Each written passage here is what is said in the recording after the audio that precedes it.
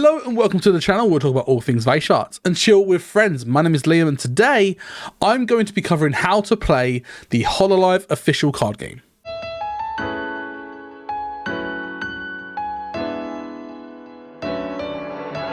Now, if you are new to the channel, please consider hitting that subscribe button, and if you enjoy what we do here, please let me know by hitting that like button. As well as that, check out my other socials on Twitch, on X and on Discord. Those links are down below.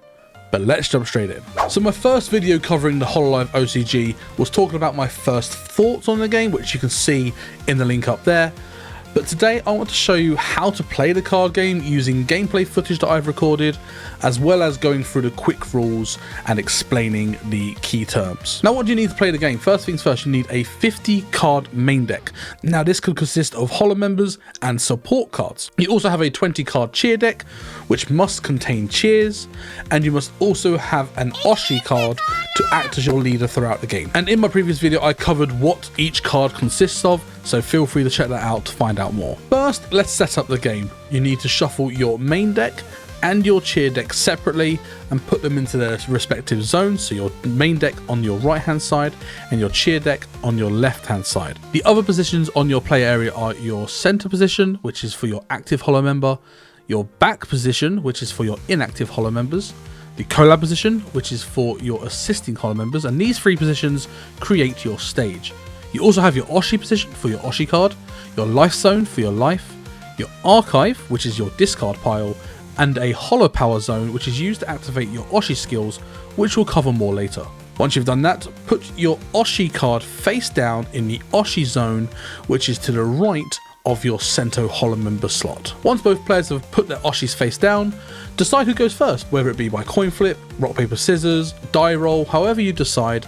Figure out who will be going first. Once that's decided, both players draw the top 7 cards from their main deck and decide whether they wish to mulligan. Now, if you don't have a debut holo member in your hand, you must mulligan because you are required to have a debut to play in your center stage, similar to playing a basic in Pokemon. But both players may choose to mulligan even if they have a debut in their hand, and to do that you shuffle your hand back into your deck and draw 7 new cards. If, however, after your mulligan you have no debut in your hand this time, you must re-mulligan, this time drawing 1 less card. So you put your 7 cards back into your deck, shuffle your deck and draw 6 cards. If again you don't have a debut, you reshuffle, draw 5.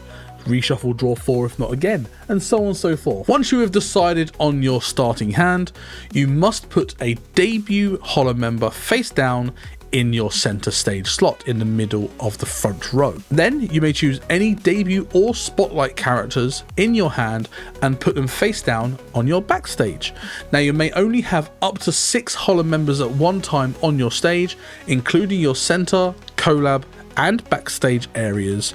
So decide wisely how many you want to put down. Once you and your opponent have done this, you both flip over your Oshi, your center stage holo member, and any backstage holo members that you have, and then look at the Oshi life in the bottom right hand of the card and put that many cards from the top of your cheer deck into your life zone. And the aim of the game is quite simple: reduce your opponent's life to 0 and you win. With that, the game is set up.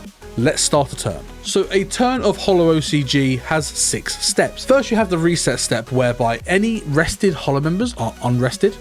Your collab area holo member is rested and moves to the backstage.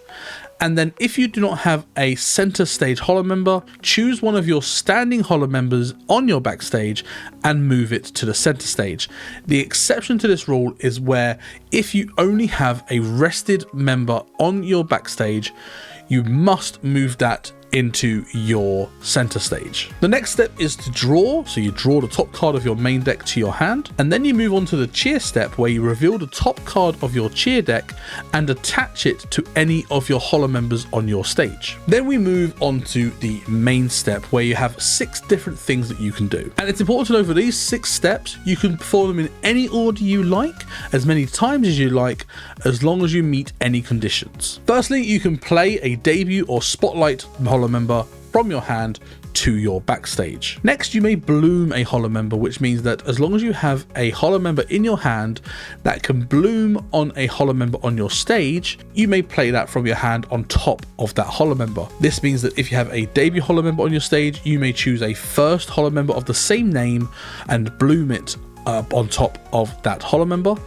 If you have a first holo member on your stage, you may choose another first or a second and bloom that from your hand onto that holo member. Now, the only times you can't bloom, both players cannot bloom during their first turn. You cannot bloom on a character that has been played that turn. You cannot bloom on a character that has already been bloomed that turn. And you also cannot bloom on a character which has more damage than the HP of the holo member you are attempting to bloom with. And when you bloom, sometimes you get cards with bloom effects. For example, this Tokinosora, which has the ability when you bloom this character, you may draw one. The next thing you can do is collab, where if your collab zone is empty, you may choose one of your standing holo members in your backstage and move it to the collab zone. Now, when you do this, you must put the top card of your deck into your holo power zone, which allows you to use your Oshi arts. Now, when you collab, some holo members have a collab effect, and this happens at the moment you collab that holo member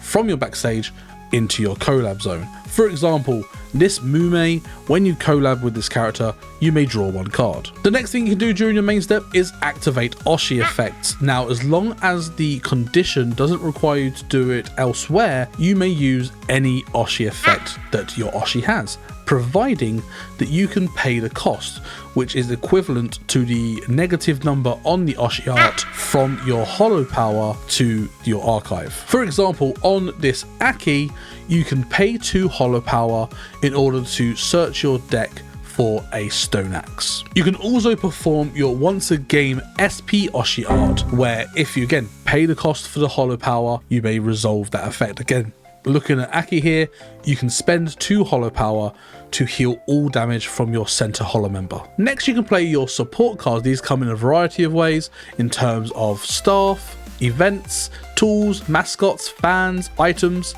and you can play as many of those as you want, the exception being to supports with the limited keyword, which means that you can only play 1 limited support per turn.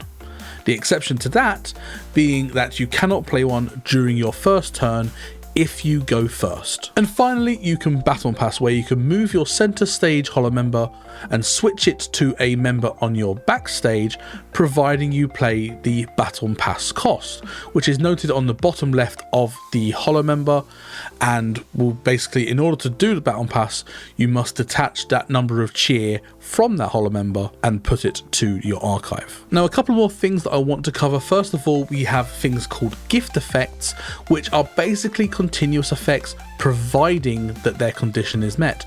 The only one we've seen so far up until the point of recording this video is the first bloom Iraha, which has the gift effect Bodyguard, and that effect is if Iraha is in your collab position, your opponent can only choose this collab position holo member as the target of the arts. And finally, some holo members have extra effects. For example, Buzz holo members tend to have the extra effect of when this holo member is downed, you take 2 life instead of 1. Also, some debut holo members have the extra effect of you may run as many of this card as you would like in your main deck, and it could be more to come down the line. We'll have to wait and see. Moving on to our penultimate step, the performance step, where your collab and your center holo members can start using their arts. Now, to use an act, you must have that act cheer requirement. For example, on Buzz Polka, you must have 1 red and 1 of any other cheer, so 2 cheer in total, in order to use her Polka Circus. And when you choose to use an act, you declare where you would like that act to go, whether that be your opponent's center or collab position holo member, and then perform the act. For example, in Buzz Polka's case, you do 50 damage plus 20 damage for each fan attached to any of your holo members. So an example of that would be if you had 3 Zanes attached to your holo members in any way. For example, 1 on the Buzz Polka in center, 1 on a polka in your collab stage, and also 1 on a polka in your backstage. The attack would do 50 damage plus 20 for each fan, which there are 3 of it, so plus 60, totaling 110 damage. Now when damage is received, and that damage will put the total damage on that Holo member to equal to or greater than their actual hit points, that Holo member is downed and sent to the archive. And when Holo members are downed, the Holo member's owner must take a life from their life zone and attach it to one of their Holo members on their stage. Again, exception to this would be Buzz Holo members, where instead of doing 1 life, you lose 2 life. And once you've performed all the acts that you would like to, you move to your end step. And during this, any during this turn effects stop working. Any at the beginning of your end step or during your end step effects activate. And finally, if you do not have a center Holo member on your stage during your end step, you put a Holo member, a standing Holo member from your backstage into your center stage, similar to the final step during the reset step. And that is the basic walkthrough on how to play the Hololive original card game. Now, you would have seen through this that I would have thrown up some screen grabs of some gameplay footage I took using Holodelta, the community. And if you want to see that full video, I will be releasing the full gameplay footage of that game in a few days time, so I hope you look forward to that. But that is it really for this video, and again, I hope you've enjoyed it. If you haven't subscribed already, please consider hitting that subscribe button.